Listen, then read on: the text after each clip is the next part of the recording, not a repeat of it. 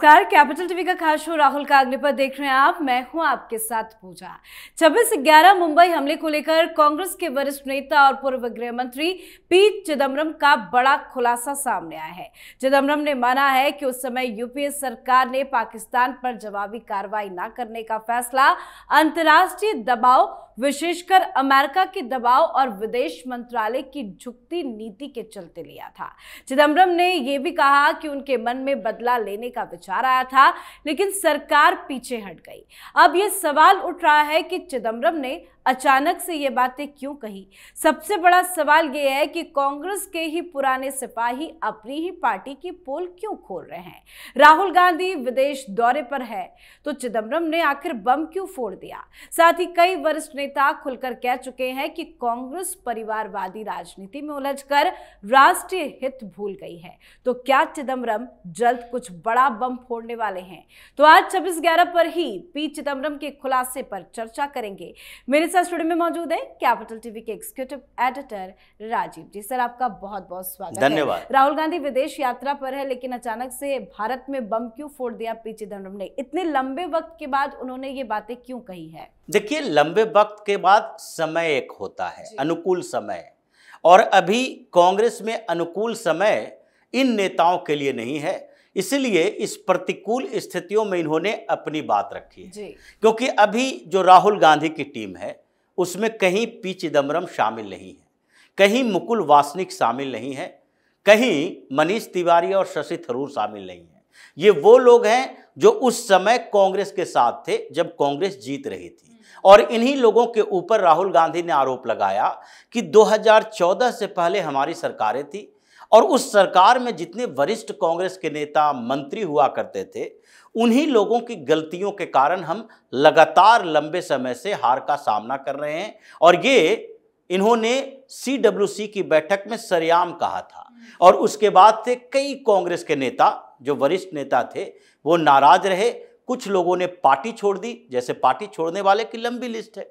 ये सिंधिया ने पार्टी छोड़ी, मिलिंद देवड़ा ने पार्टी छोड़ी, RCP सिंह ने पार्टी छोड़ी, और उसके बाद ये जितिन प्रसाद ने छोड़ी।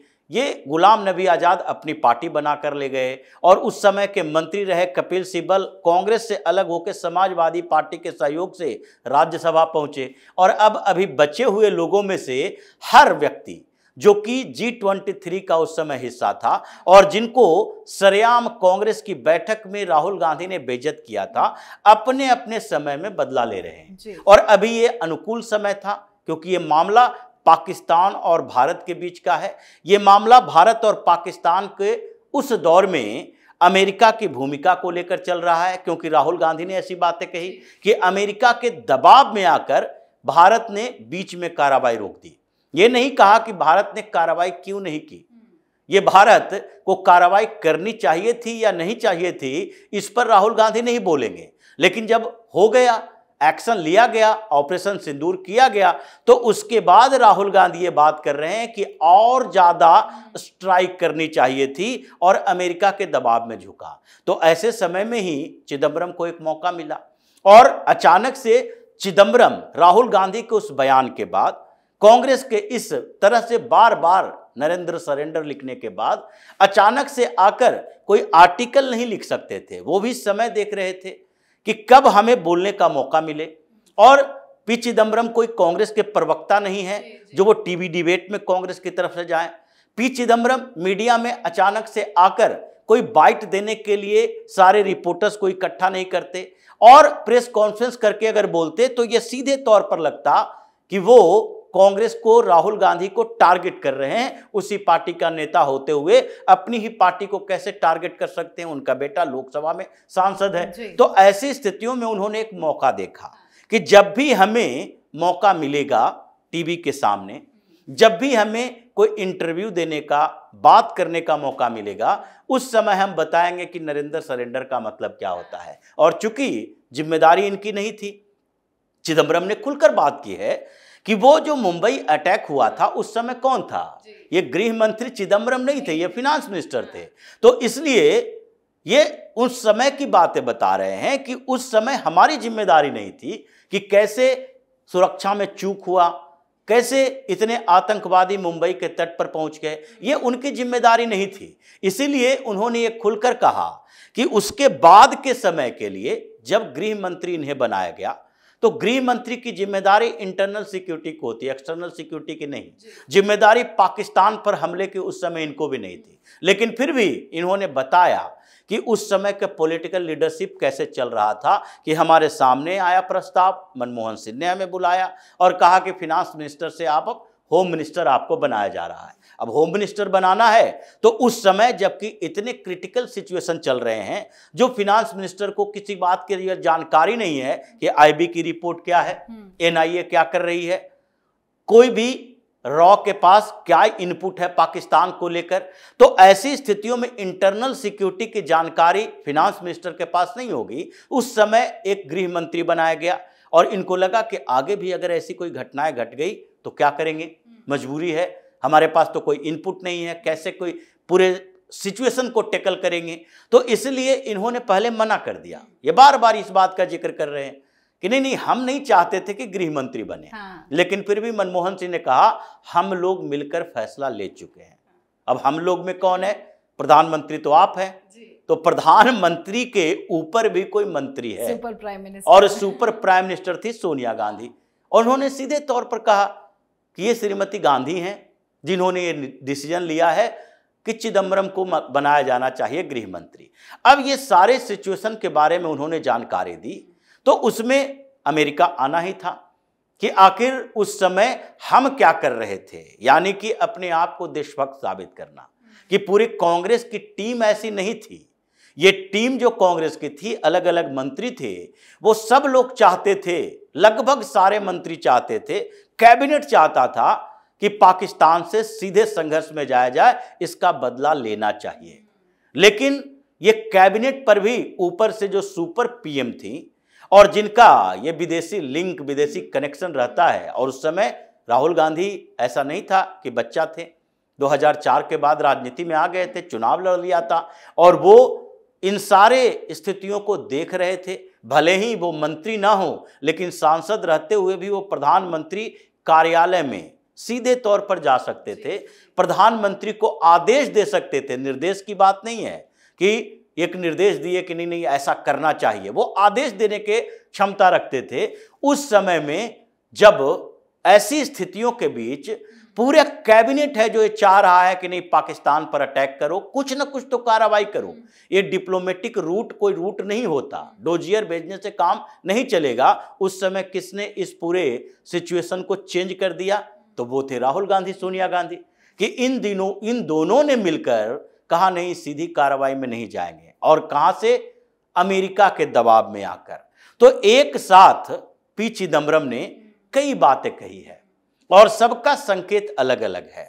एक उन्होंने हथियार दे दिया भारतीय जनता पार्टी को कि आगे बिहार का चुनाव होगा, भारतीय जनता पार्टी अब इस बात को, इस मुद्दे को हर जगह पर उठाएगी कि देखो राहुल गांधी या सोनिया गांधी की सरकार के समय कैसी व्यवस्थाएं चलती थी और किस तरह से हम विदेशी इन्फ्लुएंस में आकर अपने इंटरेस्ट, राष्ट्रीय हितों की सुरक्षा नहीं कर पाते थे, जो अभी हम कर रहे हैं। दूसरी बात, राहुल गांधी से जवाब इस बात के लिए मांगा जाएगा कि आप जो अभी भारत से उम्मीद करते हैं, जैसे पाकिस्तान के समय में आपकी उम्मीद थी कि नहीं पाकिस्तान को निस्तानाबूद कर दो, वो उम्मीद क्या उस समय आपको कांग्रेस की सरकार के समय थी? और जबकि ये बातें तो पहले भी कही गई है, ये पहली बार नहीं हुआ। बराक ओबामा ने कहा है, अपनी किताब में भी लिखी है कि उस समय क्या हुआ था। लेकिन मनमोहन सिंह के बारे में सब जानते थे, उनके कैबिनेट के हर मेंबर के बारे में नहीं जानते थे कि किनकी क्या बातें होती थी। और उसमें एक कांग्रेस का वरिष्ठ नेता जब ऐसी बातें कर रहा है तो डायरेक्ट नहीं लेकिन इनडायरेक्टली तो ये बता रहा है कि अब हम उस लॉबी का हिस्सा नहीं है जो राहुल गांधी चला रहे हैं। हम लोग अलग रुख रखते हैं, अलग तरीके रखते हैं, और आगे आने वाले समय में हम सब लोग मिलकर, यानी कि उस गुट में भी शामिल हो गए।